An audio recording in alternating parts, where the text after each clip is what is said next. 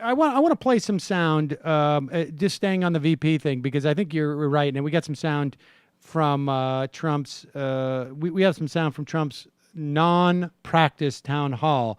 But before we get there, one thing about the Pence thing. I mean, I headlined today that the 2020 race had begun, and Tom Cotton apparently has showed up in Iowa.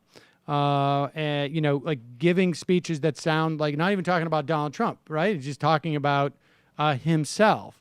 One of the things that was pretty clear and interesting about the VP debate was that, yes, I think Pence came off better in some ways than Tim Kaine, but in terms of, a vice presidential debate, no one is really voting for a vice president. I mean, I think like Sarah Palin hurt John McCain uniquely because her pick so went to contrary to the narrative he was setting up. I'm a maverick. Right. I'm not one of these lunatics. And I'm experienced with the military experience, whatever, and so I'm a guy that thinks hard about things and doesn't just do crazy stuff. Right, and it was all controverted by picking Sarah Palin. But there's no way Mike Pence or Tim Kaine is going to make the difference in and of themselves. Nope.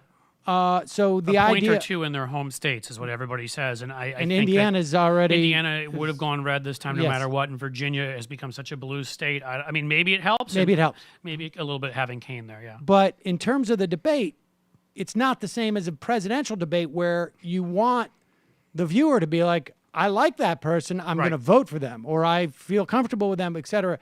The vice president doesn't have the same relationship. So acting as a hammer, they're a little more like a pundit. Yep. It's a little more kind of like when you go on some shows on MSNBC or I go on some things, which is, I want to make my points. I don't care. I'm not on there for people to like me. In the end, I'm on the, and I think that's what you're doing. You're trying to drive those points. Yes. And one thing that Mike Pence did is he simply protected himself. And here he is. This is Mike Pence, and this is part of the follow-up, and this is sort of precious, right? Mike Pence has all but basically said, like, Donald who at this point. Here he is he with Chris Cuomo, I guess it is, on CNN. You can watch it right there, Cliff. Put your headphones on and you'll be able to hear it. And here he is just sort of like following up on this week's debate. And just listen. You don't have to listen too carefully to see where Mike Pence is trying to put himself at arm's length. Here it is.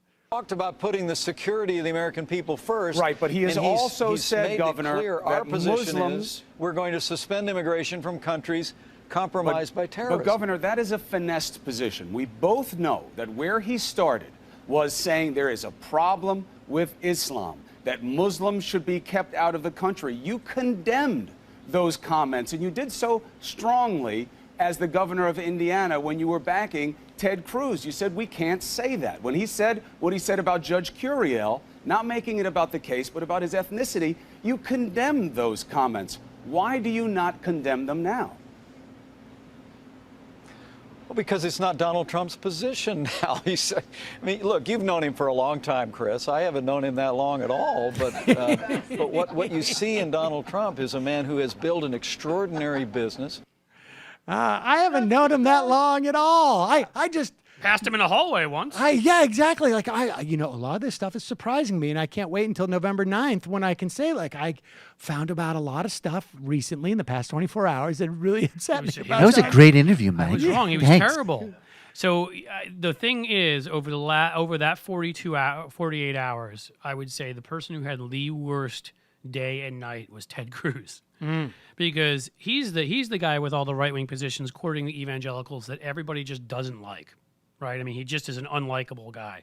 Mike Pence, as much as I don't like him because I know what he's really about, if you're someone who doesn't follow this stuff closely, he's the friendly face of crazy right-wing policies. As is Paul Ryan. As to a certain degree, he doesn't smile as much. He certainly frowns too much. But Tom Cotton at least doesn't come off as nasty. So I'm not surprised. Those are the guys. Yep. I think Cruz is in a lot of trouble in staying in. And then, of course, that video comes out of Cruz making phone calls for Donald Trump like, yeah, I know he insulted my dad and said he assassinated JFK and thinks my wife ain't so hot and called me Lion Ted. But, yeah, vote for him. I actually think that was not a coincidence that we saw that video this week. Trump dominance. I don't think it's just about Trump dominance. I think it's about what you're talking about. I mean, I think that Mike Pence basically just moved into pole position, was like, we're going to show. I mean, you know, they have redone that picture many times, and right behind Ted Cruz, it says, you know, like conservative. I know. There's a sign there, and I think honestly, because you know, seeing Ted Cruz that sad. I mean, I hate to say it, but it really makes me happy. no, I know. It's sort of warmth you don't get from much else in life. Well, you think he's in It's, trouble in a Senate primary challenge? If Rick I mean, Perry, let alone president. they've said that if Rick Perry were to run against him right now, he's up 10 or 12 points in a primary. I mean, that may have changed. That was before he endorsed Trump. Yeah. So it's you a know, little early to. But I'm just saying, even if he had to have a difficult, because where does Perry go from here? I mean, there are other true. shows besides Dancing with the Stars. I'm sure he can go to, right? I mean, the E channel itself must have a potpourri. I'm literally, sure of there's shows a plenty of places. But if he wants to Rick run Perry- for office again, being that he's been governor of Texas like 15 times, and you know, what else does he do? Maybe he does run against Cruz. I don't know. In any case, point being, Cruz is not what he was, and incredibly unlikable right winger. If one of these more likable ones can get up there, they're the ones that worry me, because they're the ones the media is not nearly as good. They're good at calling somebody a jerk who acts like a jerk. They're not good at calling somebody a jerk because they want to force them to, if a woman who has miscarriages, to have a funeral for the fetus, which Indeed. is something that Mike Pence supports. Hey folks, Sam Cedar here. I just got back from a company-wide meeting. Accounting is really coming down on me hard. We need to get to 100,000 subscribers as soon as possible. So please enjoy this channel. Subscribe right up, right down there.